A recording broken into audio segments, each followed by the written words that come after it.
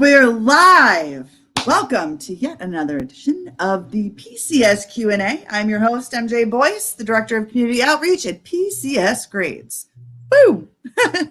With me, as always, is the lovely Megan Harless, our resident PCS reform advocate, and oh, by the way, resident BA censored for little ears in your room because we love you. We've got a pretty good show for you today. It's about we've got PCS travel tips. We're gonna just totally hack our way through those actual, whether it's in a car, whether it's on a plane, whether it's our dogs, whether it's our kids. Sometimes it doesn't really matter. We're gonna go through those from top to bottom, and we're gonna give you all those tips, tricks, and hacks. But before we do, and before Megan gets to those DoD updates, let's go ahead and go over those housekeeping items as we do every week. Ready, set? Here we go. All right, folks, we have the answers.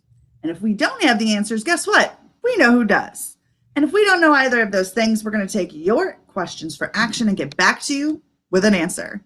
Speaking of questions, any questions, comments, concerns, shout outs, go ahead and leave those in the comment section. We'll go ahead and answer them throughout. But every single time you engage with us, that is an entry to win. And today's prize is one of the Hope Design Limited bling, of course, from her Milspouse Love collection, because it is Military Appreciation Month, and tomorrow is Military Spouse Appreciation Day. What? Represent. So we're going to show you a little bit of Milspouse Love from the Milspouse Love collection, courtesy of Hope Design Limited. So comments, questions, and concerns, leave them down there. LOL smiley faces are great, but those won't get you an entry to win. All right, next we have the experts, and we bring these experts to you from Transcom, moving industry professionals, education experts, military spouse employment advocates. We bring them to you because they are the source. Sometimes you're going to end up in a situation that's specific to you and your military family. In those specific situations, your two forever and always resources will be, 1, your local chain of command. Number 2, your local transportation office. Those are the people who know you. Those are the people who are dealing with your stuff. Those are the people who could take your issues and further them for action. We also, of course, another resource would be PCS Grades. What? PCS Grades, you can come and read or leave reviews about your on or off base housing and neighborhoods, your movers, your schools, and so much more. We've got area guides, we've got blogs, we've got BAH calculators, and so much more. So head on over to PCSgrades.com because that is also a resource for you in the PCS process. Last but certainly not least, I'm going to say it like I say it all the time, y'all. Got to continue to do our part. We've got to flatten the curve. We got to make it completely flat across the board. Every area is different. Every protocol is different, but wear your mask if it's appropriate. Social distance if it's appropriate. Get your vaccine if you think it's appropriate. But bottom line, when we flatten that curve, we're going to flatten Murphy with it. You hear us, Murphy? We are coming for you. And with that, I'm going to hand it over to our dear Megan for those DoD updates. Megan? Hey everybody, so just something that I want to walk you through a little bit today on move.mil. So I'm going to take a second here and share my screen. Let's see. All right, so here we are on the move.mil website. This is where you can go to access DPS when you set up your move, but it's also a really great resource when you are going through your move. So you see here at the top in this green box, anything that Transcom puts out, important information that you need to know, they will create a link and list it here. So there's many great things that are here that you can go ahead and come take a look at. So here, the inconvenience claim fact sheet, you click on it and it pulls this up and kind of walks you through what an inconvenience claim is and what you need to know about that. Coming back to the website, if it's your first time or you're going through the claims process, you can click on tutorials. They've got some great tutorials here to walk you through setting up your move, filing a claim, Just lots of great information there. Their FAQ section, we've heard a lot of questions lately about the 7-day spread window that we are moving to starting May 15th. So they created this section here on the 7-day spread window of common questions that have been frequently asked that can maybe help answer some questions that you might have as well. It's a great resource to go take a look. They've got lots of other frequently asked questions as well in regards to your POV, load day, pack day, delivery day, claims, what you need to know, but definitely take the time to come read about the 7-day window spread, because that is a new thing we're moving into. A lot of folks are already experiencing that when their TSPs contact them to set up their moves. So if you're moving this summer, moving after May 15th, you really need to know what that 7-day window spread is. And then the last thing I want to bring to your attention here is this customer service tab. So a lot of times we don't know who we really need to contact. So the first place should be your move coordinator. So if you already have your company assigned to you, you should have a move coordinator assigned to you as well. And that's what who you should contact. If you can't get a hold of them, or you're just starting the process and you've got questions, come to this customer service tab. You can go right here where it says find your local personal property office. You can click that, you can input your location, and it will pull up everybody you need to know. So I just want to go real quick to show you. Let's just say that we're at Fort Hood. Let me see if this works. So, nope. All right. So I'm just going to do Thanks, Murphy. Well, restaurant. So my current location, if this, perfect. So it'll come down here. It will show you where it's at. It'll give you the phone numbers of what you need to call. It'll give you their email address. You keep coming down. You'll also find out this GIPSO South Central is our regional Joint Personal Property Shipping Office. So that's what GIPSO stands for.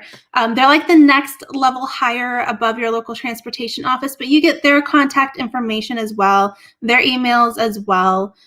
So that way you know who to contact. You have it all right there. And then, of course, the best thing in this customer service piece, you come down here. If you have issues with DPS, you can call the technical help desk. There's information there. If you have issues with shipping your POV, you got that information. Your specific branches provide contact information here as well. And then right here, this customer support center is the Transcom 24-hour hotline. So if you have an issue, usually happens after hours, you can call here and have your issue documented. They may not be able to help you exactly at that moment, but whatever issue it is that you have, it will be documented, and then they can field it out to whoever it is that needs to handle it, and they'll get back in contact with you. So I just wanted to make sure everyone understands that Move.mil has many, many other resources available for them other than just DPS and setting up your move. So definitely take the time, go through Move.mil, check it out, and see what else they have there. So that's all I got for now. Send it back to you, MJ. Awesome. Thank you for those updates and that walkthrough. And I know I'm glad you concentrated on that 7-day spread window, because there were a lot of, I mean, when we had Chuck and Dan on from the International Association of Movers, I remember kind of being like, all right, somebody break it down Barney style for me, because everybody had a different idea of how it's supposed to go. Yeah. So I really like that you pointed those out. So it's all right there. And then also, if you go back and you look in our PCS grades videos, last year we did do a webinar on Move.mil specifically with folks from Transcom, really walking through it a lot more than what I just did there briefly. But a lot of folks forget Move.mil. It's got a lot more other things to it other than just accessing DPS. So if you've got questions, or you're just starting, you're researching, doing whatever, take a few minutes and browse that site and see what other good information is there to help you. Word. Mm-hmm. You hear that, people? Megan said it. Go ahead and do it. Megan made you do it. Okay, so we're going to be talking about our PCS season and those travel tips, and we're going to get a little bit in the nitty gritty on this one, because it's kind of important, because I can guarantee you there are so many of you out there right now that are like on pins and needles, like, what do I do first? What do I do next? What do I do throughout? Well, we're going to go through that with you. And I'm going to kick it off by asking you, Megan, how do you get your pets prepared for a move. And you know, I've got fur babies. You've got fur babies. Fur babies are the jam. Okay. How do you even? How do you even? So the first things that you should consider doing is making sure that they are up to date on their shot records, their vaccines, whatever it may have. Go ahead and get them a final exam when you're getting ready to PCS. So that way you've got an up-to-date exam. You know, don't wait until you get to your new location type of deal. Make sure you get it up to date. Any types of medications that they may be on, go ahead and get those refilled before you leave. So that way, you know, you don't arrive at your location and you're trying to scramble to get into a vet and there may be a waiting period. You know, so definitely make sure medical wise, your pets are all up to date on everything and that their medications are refilled and you've got a copy of their records. Now, in preparing them for the actual physical move, so it kind of depends on how it is that you're traveling. So if you know you're going to be traveling by car, you know you're going to be in a car for 3-4 days traveling across the country, whatever it may be, consider getting your pets and just going on a car ride with them, getting them used to being in the car and moving in the car. You know, sometimes they freak out thinking every time they get into the car, they're going to the vet kind of deal, but put them into the car and, you know, take them with you to go drop something off at the post office, go pick up dinner through the drive-through, go pick up the kids from school, whatever it may be. Just that way they get the habit of, you know, the car isn't such a bad thing. And it can also help reduce their anxiety some. If you know that they're going to be going into a crate, like you're flying and they're going to have to go into their crate, work on your pet having some time in their crate, whether it's at home, you know, wherever it may be, just having them spend time in that crate. So that way, when it comes time to actually move and you have to put them in their crate, it's not an anxiety driven thing. They don't see it as a scary place. They know it's a place of comfort. They've been in it before. It's nothing new. So it's just a matter of really getting them comfortable with those types of situations of whatever mode it is that you're going to be moving. And you know, I mean, like the crate time, I'm sure when we were talking to Lindsay Bradford about her Oconus move experience, you know, it's different on different airlines and you need this for this one, you have to show but some of them are like really great where you can, like, when you do a layover, you can stop and you can let them out and they have the little rest areas now, like the little relief areas. Thank God. So it's definitely would be different, but yes, my dog is bigger than me. I think he's at least taller than me. He can be. Yeah. I would be remiss to say I would have a hard time putting him under the plane. And I just want to throw up here real quick, Thalia's comment, Starbucks puppuccino. So if you guys don't know what this is. Oh, my dog loves those. Take your pets, you know, on the car ride with you, go through the drive-thru, grab you some coffee, get your pup a puppuccino too. It's basically a cup of whipped cream.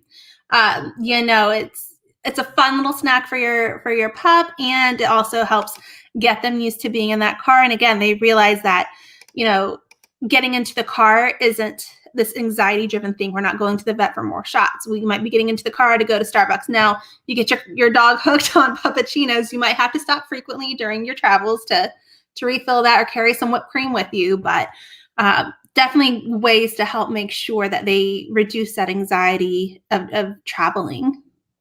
Got you. Totally makes sense. Really quick, we do have a couple questions that are HHG related. So one of them is Katya, and in lieu of putting this up on the screen, just because it's so much, but it's we've taken our household goods. I'm going to stop talking, and I'm just going to put it up there. We have our household goods taken and unaccompanied baggage, selling the house on Monday, flying out a week later. We're moving overseas. So do we get only 5 days reimbursed in a hotel? And also, if we use points, can we still get reimbursed for the hotel? Yeah, absolutely. So going Oconus, it's a different type of animal you have to kind of deal with. So Oconus, you get 5 days stateside. And then depending on where you're going, it's 30 to 60 days on the foreign country side.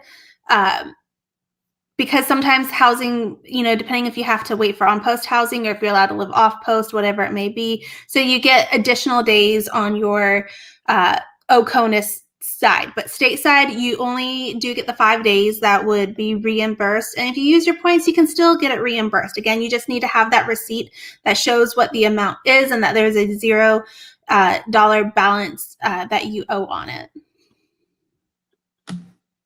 Makes sense. Okay. And then we did have a question from Donna. What about when transportation tells you the boat with your household goods had an engine fire? So for a couple clarity questions, you had a boat that was shipped as part of your household goods. It wasn't shipped as a POV. No. Like the shipping cargo, the cargo boat that holds our stuff going from one place to another. Yeah. So that gets a little tricky. So it really depends. So if that's causing your shipment to be late for any reason, that could make you eligible for an inconvenience claim that you can file with your TSP. And if you go on move.mil, there's a document there that we saw earlier about inconvenience claims and walking you through that process. If for some reason that engine fire happened to cause any damage to your household goods, you'll go through the normal claim process, basically, where when your stuff gets delivered, you'll go through, identify if stuff is damaged for whatever reason, file that claim with your TSP. Keep in mind that the liability coverage with your TSP is only $6 per pound up to 75,000 pounds or $75,000. So if you have a 10,000 or a 10,000 pound shipment, you're only going to be maxed at 60,000. If you have a 15,000 pound shipment, you meet that cap of 75,000 for liability, and then you would have to file any additional with your private insurance. That is definitely a process. Yeah. But thank you for saying it. So blah, blah, blah, just dropping all the info on us today. Okay. So back to that whole travel prep thing. Mm-hmm. We talked about preparing our pets. What about our kids? Well, if we're in transit, okay, because we all know that this will make or break our perception of this PCS, right? How do we make transit time for our kids more enjoyable? So there's a couple of things that you can do. This will obviously vary depending on the age of your children. I know with older children, sometimes it's easy just to let them have their electronics, their tablets, iPods, video game, whatever, and let them kind of manage themselves. If you have younger kids, school-age children, consider picking up some new books for them to read in the car or on the plane. I know some people pick up some new toys for them. Obviously, these aren't the expensive good toys, but from the Dollar Tree or Target dollar section, you can pick up a few little activity packs that can kind of help make that process a little easier for them. I know some folks, and when my kids were younger, we did a new toy for each day. And again, these were the Target dollar spot toys. So I was spending $1, $2 on this toy.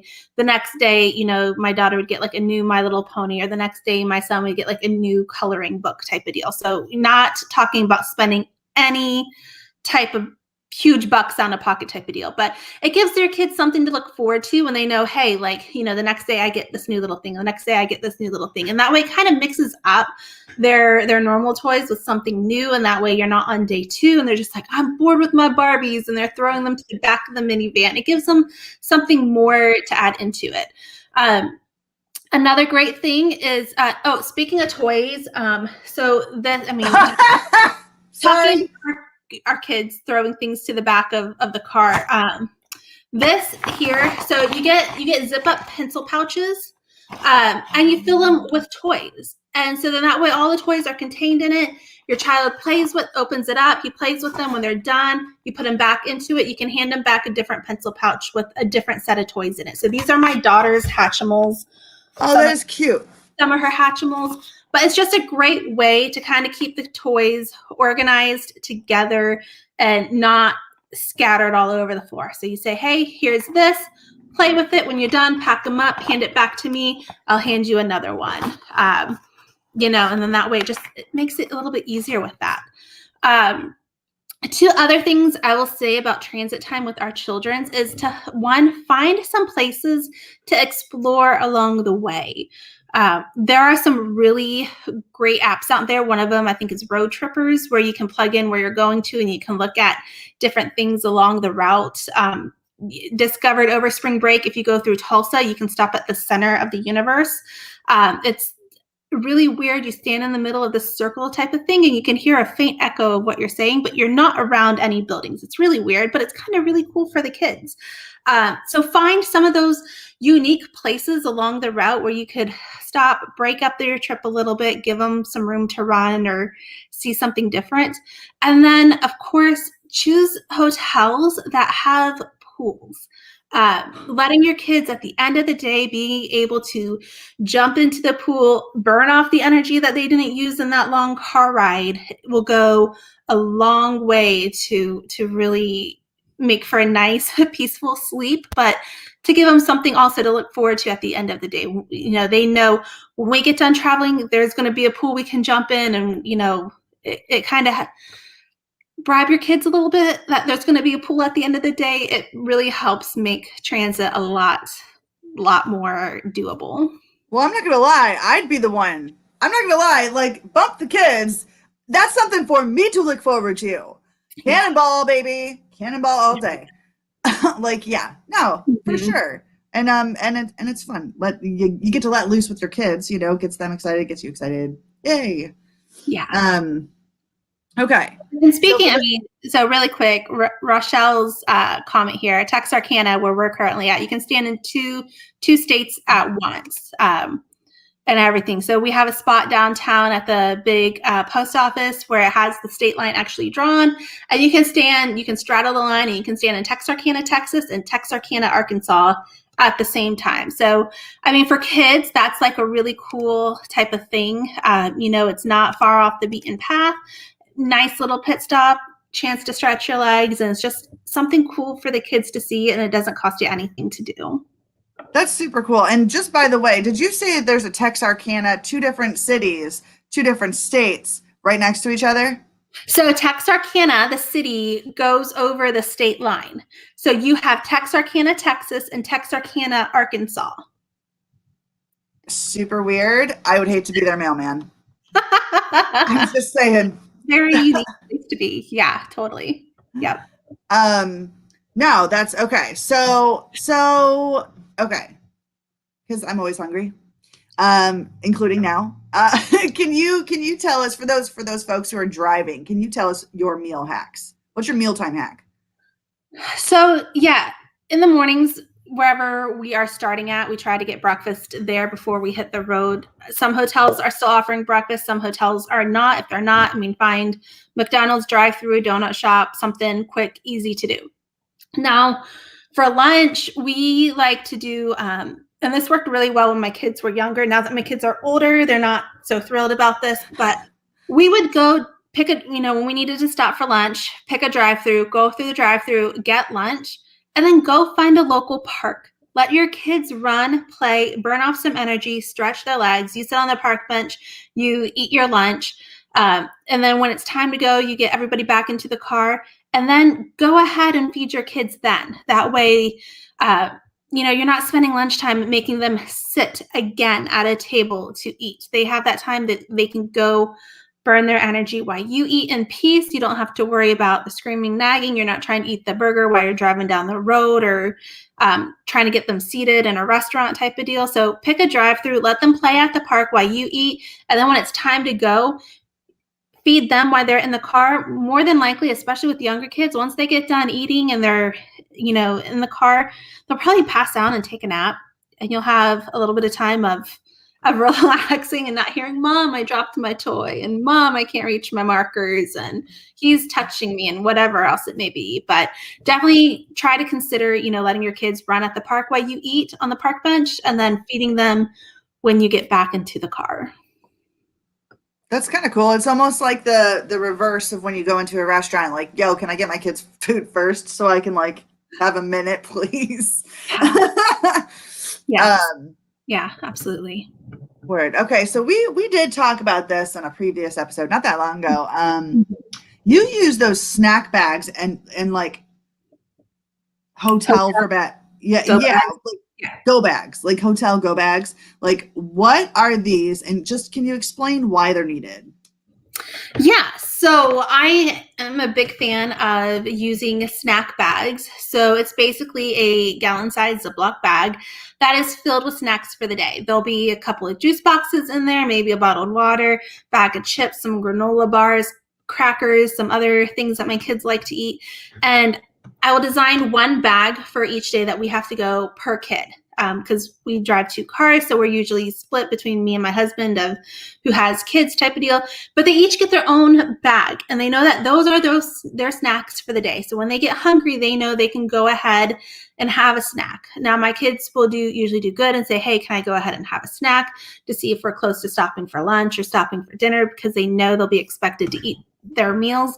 But they have those bags and they can eat them as they want, and I don't have to worry about trying to like fish out the crackers while I'm driving, or fish out, whatever it is while we're driving. They have their bag. They can eat their snacks. They can put their trash back into it.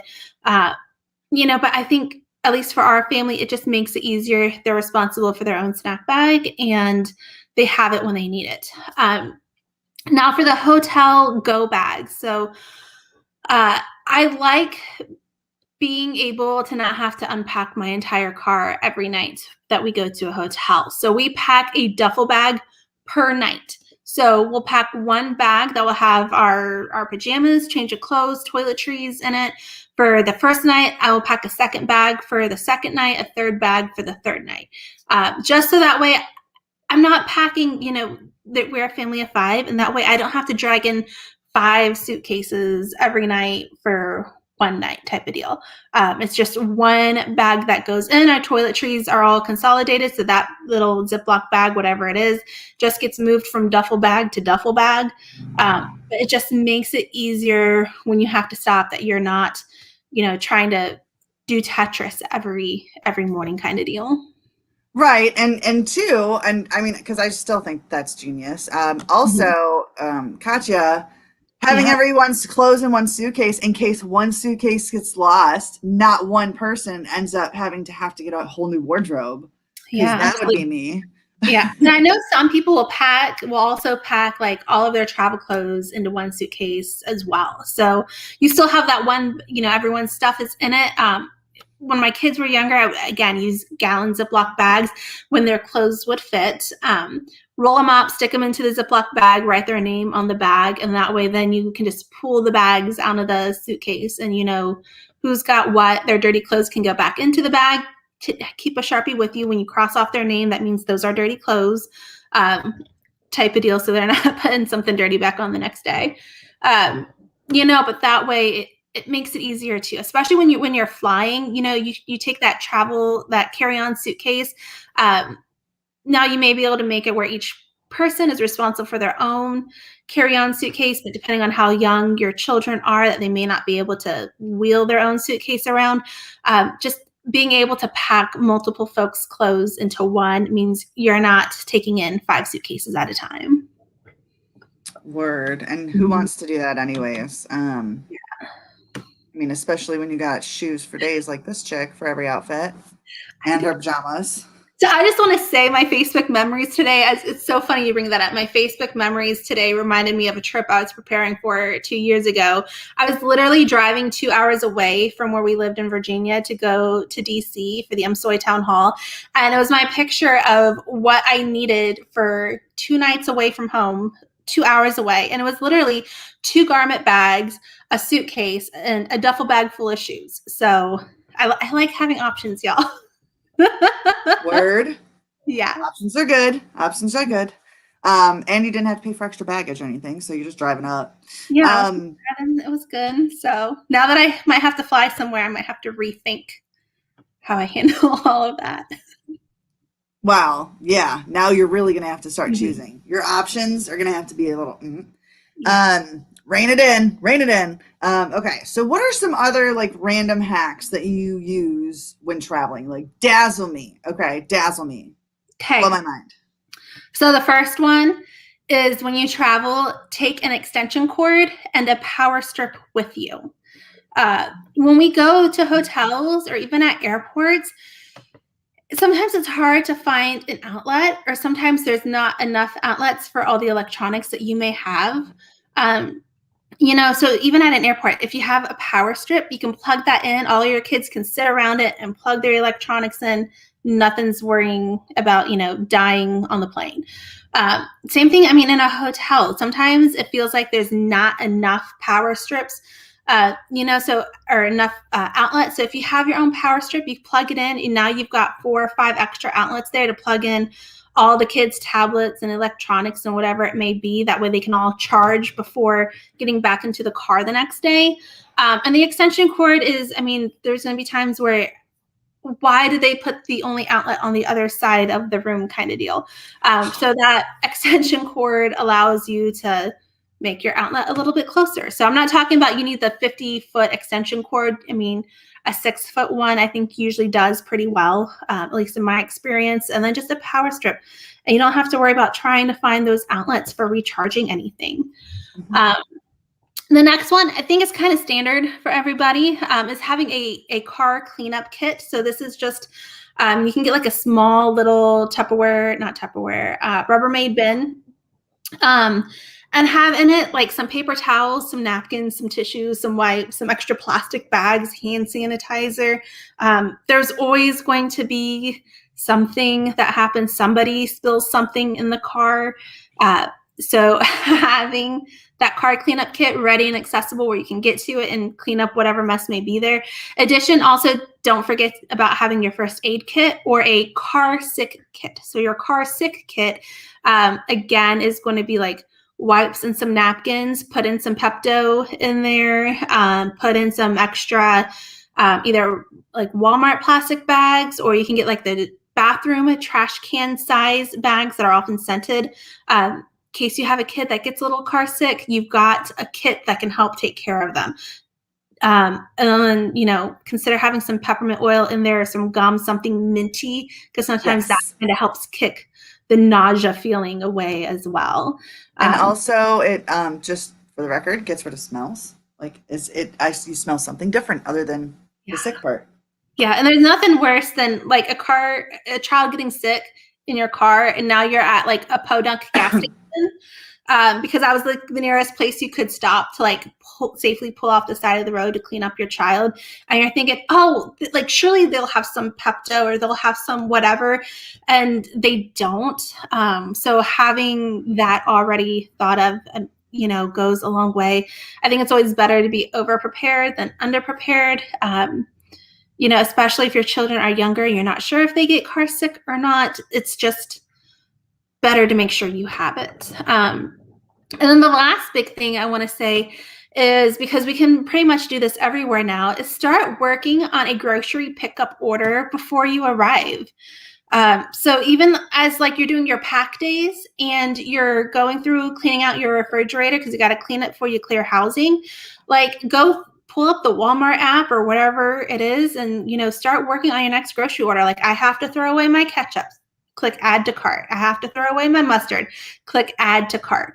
As you are driving down the road or, in the hotel at night, and you're saying, hey, what food do we want to have for dinner our first couple of nights there? Start working on it. So that way, when you get there and you're working on receiving your household goods and you're working on unpacking, you don't have to go take an hour or 2 hours of time to go pick up your grocery, go do grocery shopping. You can just click submit your order and go pick it up 30 minutes later. And that way it's a time saver and you've got it ready to go right there. That one you had me at for sure. that one you had the grocery order. Well, because like I said, and I'm hungry right now.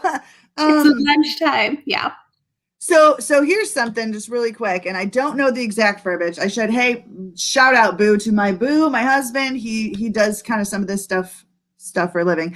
She said you can plug your electrical device on the TV's USB if you forgot your wall plug for your charger, which ordinarily it sounds right. It makes sense. But from a security standpoint, here's the thing. I didn't think about this either. I don't think about it when I'm at an airport. I actually will bring a separate cord myself. And the reason for that is because that USB that is tied to whatever device it is that I have could be accessed by somebody no matter how great I have, like, the security is. Like, there's new hacks for hacks and hackers. Like, I hope my husband is watching this. He can maybe back me up on it a little bit, but there is, got a comment here.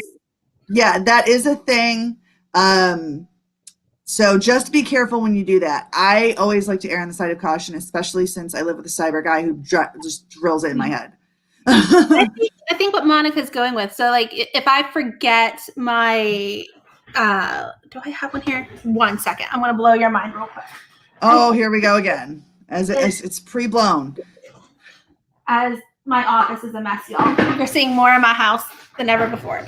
So I think it's, if you are forgetting this piece that plugs into the outlet, the physical outlet, but you've got your USB cord that's attached to my phone, that I could plug this USB port, though, into, like, my computer USB port and charge it through my computer and have my computer plugged into the outlet. So that way you're not running around trying to find another one of these. I can just plug it in my computer, plug my computer in, and it's just like a multi-way charging type of deal. And I definitely have a love-hate relationship with those little blocks. Part of me is like, can't they just put it all together? Like, why? Why would they make it 2 pieces? That almost ensures that I'm going to lose one of them. But then on the other side, it's portable. That's why. So speaking of these, this is only a 1 USB port charger. When you have kids and you're traveling, take the time to invest in the ones that have 2 USB ports, especially if you've got children and are going to be fighting over who gets to charge their tablet or whatever it's going to be. You start getting into those fights. Well, show me what your battery percentage is to see who gets to use the charger first. Just buy the ones that have 2. This one has 1 because then my kids will leave it alone, so I can leave it in my office area when I work. But buy the ones that have 2, and that way your kids don't have to fight. I'm going to tell every one of you right now, we have about 8 of these in our house. And at any given time, they are all in use. So if we travel, we do not travel without these, because if we travel without these, somebody is surefire going to have a dead phone, and that's not happening in Why I Watch, because I need them to be occupied and not in my face. Yeah. So power banks are another great thing to make sure you have, especially if you are on one of those OCONUS flights. It's going to be 12, 15 hours type of deal. Having those power banks and having them for those emergency times is a great tip. And then I see down here,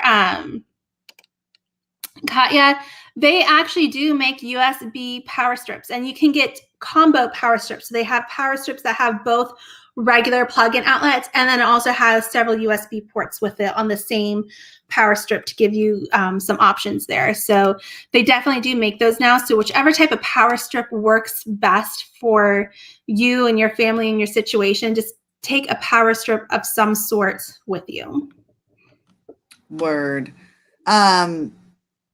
These are all good advice, because lots of good. I mean, like, a lot of it is like, y'all, I'm seeing you guys just kind of add on to Megan's stuff, and we could literally write like a book right now, because this stuff also applies to when we're traveling for vacation at times. Like, yeah, it does. I'm gonna use it. I'm gonna use that info. I'm gonna hack it. Like a hacky sack. Okay. Let's talk hotels. Let's talk lodging. Okay. So hotels can get expensive. We know that. We do get reimbursed through, per diem, depending on the area, it changes, it varies, and TLE and TLA, and but how can someone make this more affordable? Number one, but pause for a second, because I want to just give a shout out to Mother Daughter LLC. Like, you guys really need, we had them on as a guest. They are like the concierge. They will like help get you en route. Like, they will map out en route where you want to go, the hotels that meet your needs on the route that you have to take at the government rate or less. So they are pretty cool. You should check out our previous webinar on them, and I'll drop that link in the comments in a little bit. But yeah, so Megan, how can we make this whole hotel thing a little bit more affordable for us? So pick your favorite hotel chain, whatever it may be, Marriott, Holiday Inn, Fairfield. A lot of times you'll see that some hotel chains are all together in like a collaboration, co-op, whatever you want to call it, sort of deal. So pick the one that has your favorite hotels at it. Join their rewards program. We had a question earlier about, using points for hotels and being able to be reimbursed for them, and you can do that. So pick your favorite hotel chain, join their rewards program. Whenever you PCS, use that rewards program. You input, where you're staying at, or you book it through that site type of deal. You get those points, or you get those credits for the number of nights that you've stayed. They all add up in being able to get you like free nights, and you can still be reimbursed for that time because it goes off of your receipt. So definitely, pick your one, go with it. When we PCS, there's at least 7-8 days that my family is usually in a hotel. When we travel, there's usually a hotel night stay in there. When we go on vacation, there's hotel nights stay in there. So using that rewards program for your favorite hotel chain adds up. And either you're going to end up with free nights during your PCS, or you'll end up with free nights for your vacation. But they can all count together. So pick your favorite chain, join their program, rack up those free nights. Now that kind of sounds like a good idea. Yeah. Yes, I'm going to do that. Well, it's because, honestly, you can on your trip, it would make sense to just choose one and try and find all of those. Yeah. But I'm one of those that are like, hey, I'll sign up for your rewards program. And then just for the record, I'll wait. And they'll be like, wait, but there's more. Yeah. And sometimes like with those rewards programs, like you can even book rooms a little, it's usually a few dollars cheaper with them. So, those few dollars over time adds up into a pretty penny. Seeing some comments about different things. Talia, I want to say La Quinta. So their pet policy did change, and not every La Quinta is pet friendly. It's location specific now. So if you have pets, you do need to call and verify. But that's always for us. We generally, when we travel, at least PCS, we use Red Roof Inn because we have pets. Pets stay free there at every location. I will caution, not every Red Roof Inn is created equal. As we have discovered, but pets do stay free there. And so over the course of our PCSs, we usually end up with half of our nights being free, just because of how often we use them when we PCS. Now, when we do travel for vacation and stuff, we have a different rewards program we use. We stay at the nicer hotels, ones that have the breakfast, and we have the pools and all the things. My kids get excited for hotel stays. My daughter is learning. She has high expensive taste and wants the fancy hotels. But definitely pick a hotel chain that you like, join the rewards program, and rack up those free nights. I choose the Ritz. Yes. Putting on the Ritz. Or what's that one? Waldorf Astoria? I don't know. Yeah. The fancy schmancy that I'll never ever go to. Isn't that in DC down there next to the White House? They have, yes, they do have one. And then they had that big one in New York because that was the whole Home Alone thing. Yes. The Plaza Hotel, something. Yeah. Oh yeah, ding, ding, ding. Yeah, something like that. Yeah. So definitely pick one, stick with it, rack up those points, rack up those free nights. Talia did say when did that change? That changed like a year ago. And you might have just gotten lucky if you used them within the last year, because some of them still do, but not all of them. Yeah, it's all location dependent now. As to if you look into our PCS spouse groups and everything, you'll see, if you search La Quinta in there, you'll see where some folks recently ran into that. They showed up at a La Quinta and discovered it wasn't pet friendly. And now they're working on trying to get refunded for those nights because they had to go find a different hotel. So definitely, even if you, I know Red Roofs are pet free, but I still call and verify, just to make sure that I'm not, reading something different. But it's always worth calling to verify and to know. For sure. All right. Any questions, comments, or concerns? Saved rounds, people? Go ahead and hit us up with them here shortly, because we're fixing to do the Wheel of Names to give you guys a little bit of Milspouse love for Milspouse Appreciation Day, which is tomorrow. So as Stacy's going ahead and sending me those names, oh my goodness. Let me see. I'm going back to the comments to see if we missed anything because there were so many good. Okay, I just have to say this. Okay, so Stacy Vance. First Oconus to Hawaii coming soon. You just reminded me of something because PCSing, right? PCS, permanent change of station. A lot of people call it a pretty crappy situation. Let's go ahead and reframe some stuff, okay? Let's go ahead and call it party coming soon. I think that fits in well with your with yours. I mean, I've got a whole list of them I'm coming up with. Like, I'm just wordsmithing the heck out of it. It could totally be. There's so many different ways to call PCS a PCS, but I like to reframe things. For instance, I am not a G word. I am a Mimi. Grandma. I am a Mimi. I was explaining what the G word was to our audience. Yes. Oh, yes. Because I'm only 40 people, so just write that down. But he is also not my grandson. He is my mill kid 2.0. Reframe it, y'all. We can reframe whatever we want. We control the words; they don't control us, y'all. Yeah. Okay, so Stacy went ahead and sent those names over. Let me pull it up. So while MJ is doing that, I'm going to come here to the comments real quick. So there's some great comments in here. First, throwing up Monica's about using a comforting blanket for your pets. Something that has the normal smells of home to help your dogs feel comfortable. This can also work for cats. And then we had Katya, they used her and her husband's t-shirts in the dog kennel on the flight. So these things definitely just go a long way to helping your fur babies have that comfort of knowing getting into the kennel isn't the end of the world type of thing. It helps bring some calm to them.